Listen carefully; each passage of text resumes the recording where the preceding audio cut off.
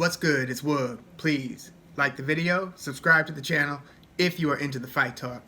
Let's talk a little Manny Pacquiao versus Terence Crawford. Or it would actually be Terence Crawford versus Manny Pacquiao, since Terence Crawford is holding the WBO belt, since the WBA just stripped Manny Pacquiao of his super champion status and then elevated Yordenis Ugas out of Cuba up to actual WBA champion. So now Ugas is the champion because the WBA kind of arbitrarily decided to take it away from Pacquiao, give it to Ugas, and now Al Haim and PBC are holding most of the cards at, welterweight, if they weren't already, because now they control essentially 3 titles. Ugas is PBC, Errol Spence has the WBC belt and the IBF belt.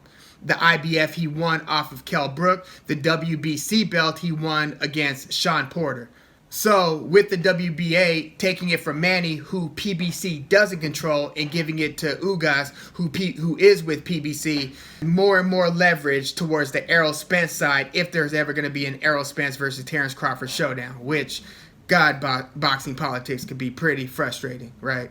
But there might be a fight between Terence Crawford, WBO champ, undefeated, former undisputed, meaning all 4 titles at 140 champion Terence Crawford, now the WBO champ at 147, and just one of the recognized pound-for-pound best. I think most of us now have Canelo. I have Canelo at 1.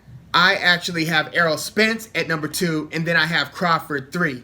But Crawford versus Manny Pacquiao, if they do make that fight, I mean, first of all, boy, it's crazy to me that a 42-year-old Manny Pacquiao is coming off of a win against Keith Thurman, giving Keith Thurman, former champion at 147, his first loss. Yes, Keith Thurman's gone through a lot of injuries and didn't look great in his comeback fight against Josecito Lopez, but Keith Thurman, whatever version of Keith Thurman still exists, lost a close competitive match to a 40-plus-year-old Manny Pacquiao. How is Manny Pacquiao not on the senior circuit? Not, and he's not 58-year-old Evander Holyfield, but, De La Hoya is talking about making a comeback. And, it's cool as long as he's fighting in the exhibitions. I don't want to see Oscar De La Hoya back in a professional boxing ring. Although, it's not like he was getting just flatlined and just, put out repeatedly late in his career. Some people stick around way too long, and you start seeing them just take loss after loss.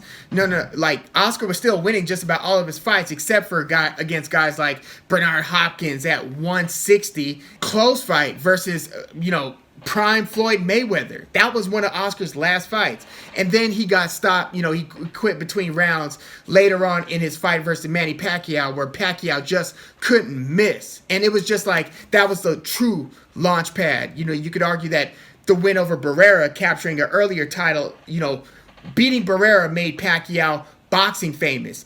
Beating Oscar De La Hoya made Pacquiao actual famous, A-lister, right? So Oscar, just totally got outgunned, completely just obliterated by Manny Pacquiao.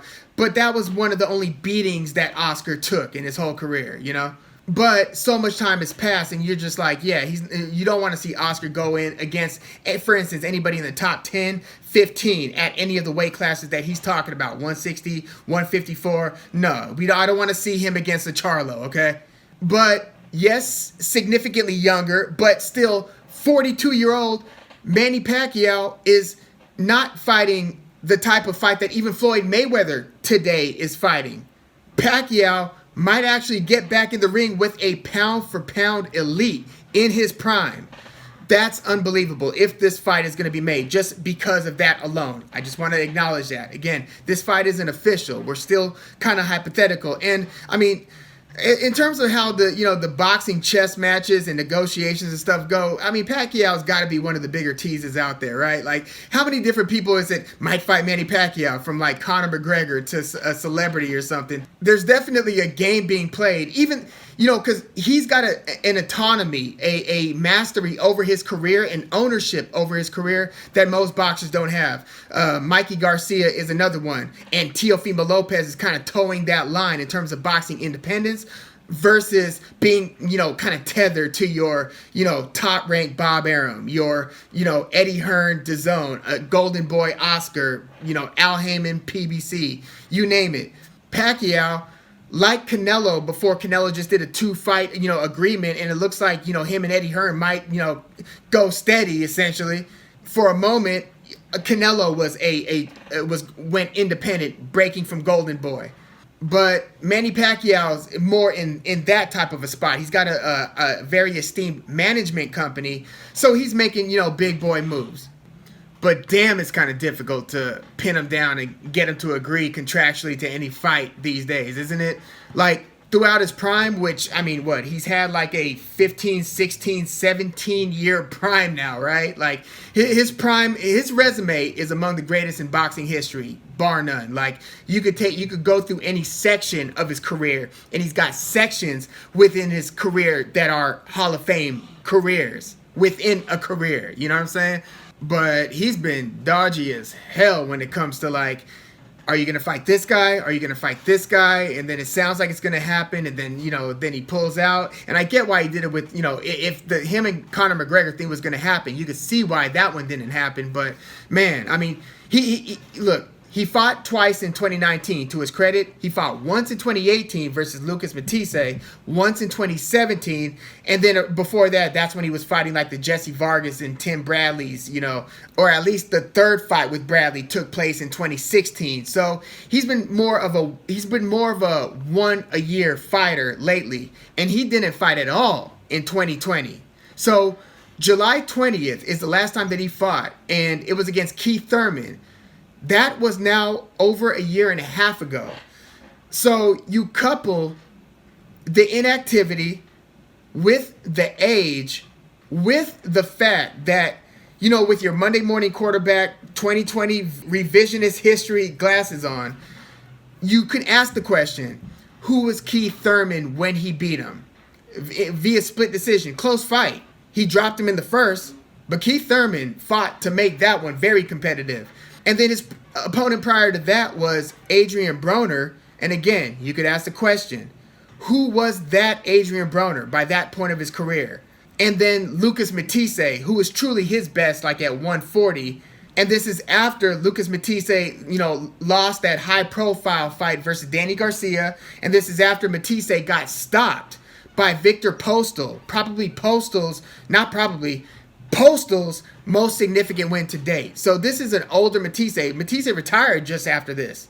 And so in the past 3 years, you've got Lucas Matisse, Adrian Broner, Keith Thurman. And then the fight before those three was his disputed close loss versus Jeff Horn, who has since, his career's fallen off a cliff. He got knocked out by Michael Zarafa, who gave Kell Brook a run for his money. He got knocked out by Tim Tszyu recently, who we're going to do a video on Tim Tszyu. We're going to need him on the radar. But that 2017 fight versus Jeff Horn, if nothing else, was very, very close. And so, who in the past ever made Manny Pacquiao look like that? Mark has historically neutralized him, matchups-wise. Those fights are epic. And then Floyd Mayweather's Floyd Mayweather. But then you had like Joshua Clottey, who would just kind of turtle up and would refuse to engage. So you had him kind of make it uneventful. But this Jeff Horn fight, Jeff Horn took the fight to Manny, kind of went chest to chest with him, threw him around a little bit, bully ball, and made it a pretty even fight that way. So now I'm thinking Manny Pacquiao versus a prime Terence Crawford. And, we're going to do if they make this fight, we'll do an actual, preview video where we actually analyze, the fighters, the matchups, and so forth. But just my gut feeling based on what I just laid out, not only do I think that Manny Pacquiao is likely going to lose to Terence Crawford, which, the fact that we're even talking about this fight, again, it's just silly to even really think about. That's how amazing Manny Pacquiao is, that at 42, we're actually like looking at this fight like, damn, this could be interesting, because Manny Pacquiao still has some of the fastest hands in boxing, pound for pound. Somehow he's still able to get those legs to be set to fire at all times and be able to jump in and out of the pocket. I don't think that he does it as well and consistently throughout 12 rounds the way that he used to. Now you can see him slow down more in middle rounds and stuff, which you would see him in even the Eric Morales fights way back in the day, where he would have certain lulls, but then he would get right back on it and start firing his vicious combinations. Sometimes 5-6 punch combinations, let alone 3-4 punch combinations. Manny Pacquiao's unbelievable, but he still has a lot of these attributes that make him so special today.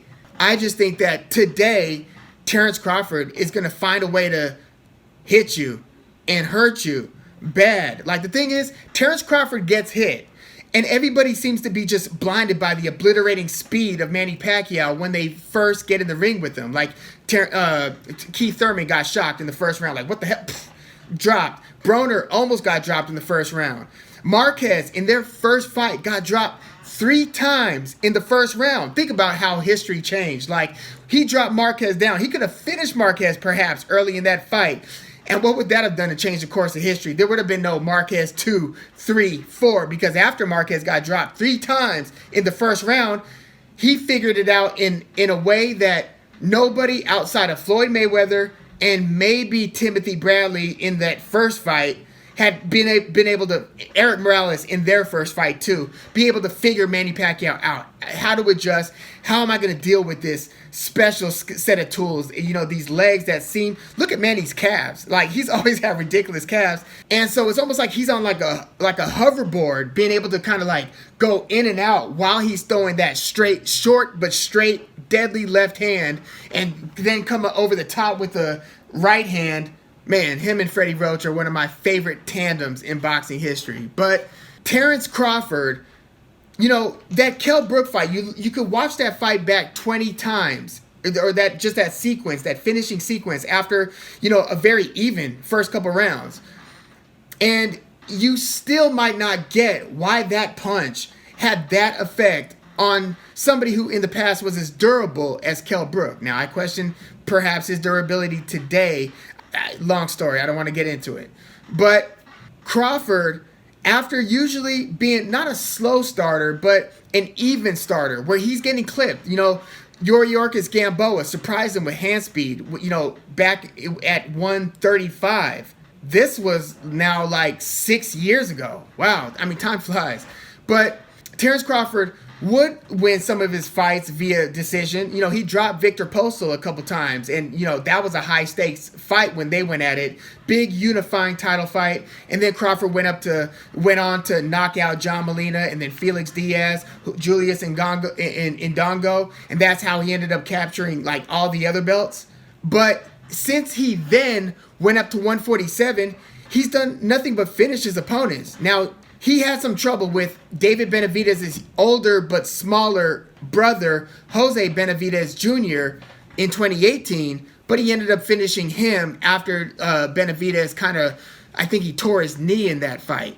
And then Crawford indulges a shootout with Amir Khan, and that fight is finished within 6 rounds. It was kind of a low blow, but Khan it just didn't seem to want to have continued that fight. I don't know if, I'm not going to question the pain that he was in or whatever, but Crawford won that one via TKO. And then he TKO's Mean Machine after getting hit and hurt early in that fight. So that's the thing.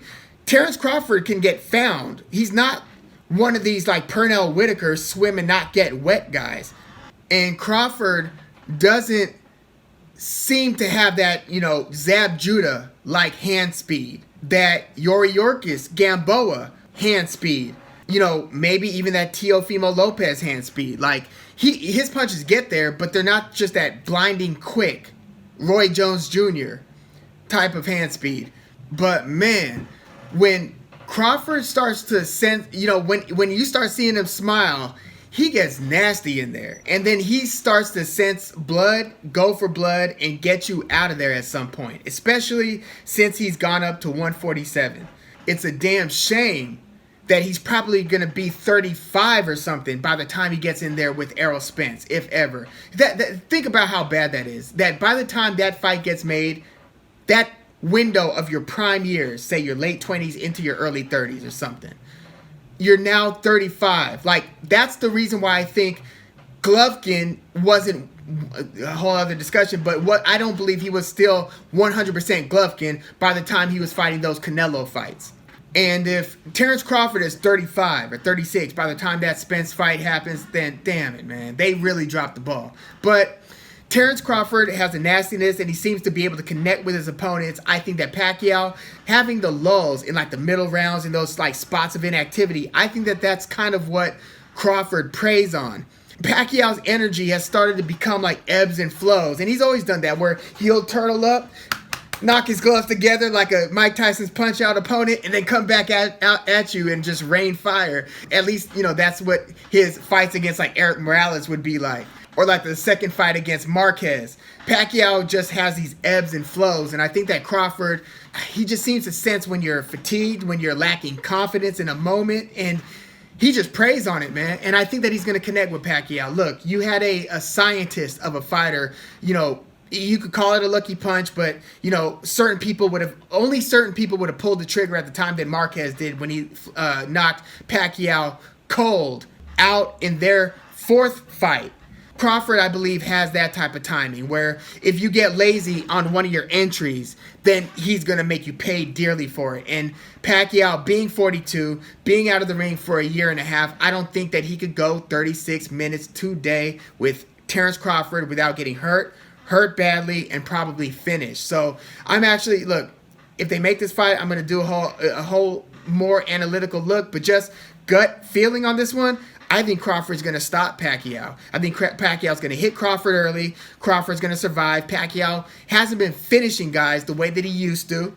And Crawford, at some point, whether it's the third round, it could be early, could be middle, could be late, but best believe, I think Crawford's going to find a way, whether it's from the orthodox stance or when he switches to southpaw. Here, he's going to be fighting another southpaw. But unlike any other southpaw you'll ever see in your life, because of his fighting style, there's nothing like Pacquiao. So there's no proper like sparring sessions that you could have to start really getting the same looks that Pacquiao's going to give you. But Crawford seems to have a lot of things figured out, and I think he's going to find a way to maybe hit him with a sneaky uppercut, something off time, something that Pacquiao just in that lull, because he didn't, you know, have a smooth exit after his entry and flurry, maybe not exiting in the way that he should. I think Crawford will capitalize on defensive irresponsibilities at any given moment. And I just think that within the course of 36 minutes, he'll find an opportunity to do so against a 42-year-old, you know, legendary, but hasn't fought in a year and a half, Manny Pacquiao. But yeah, let me know what your early thoughts are on this one. I hope the fight gets made. I really hope Spence Crawford gets made, but if this has to be the consolation prize while Errol Spence gobbles up, you know, presumably if he fights Ugas, I'll favor Errol Spence in that. If he ends up capturing that third belt, the WBA, adding it to his other two, his collection of welterweight titles, I guess I'll take it. You know what I mean? What other choice do we have as boxing fans, right? But yeah, please leave your comments in the comments, like the video, subscribe to the channel if you are into the fight talk. I'm Woog. Thanks for tuning in.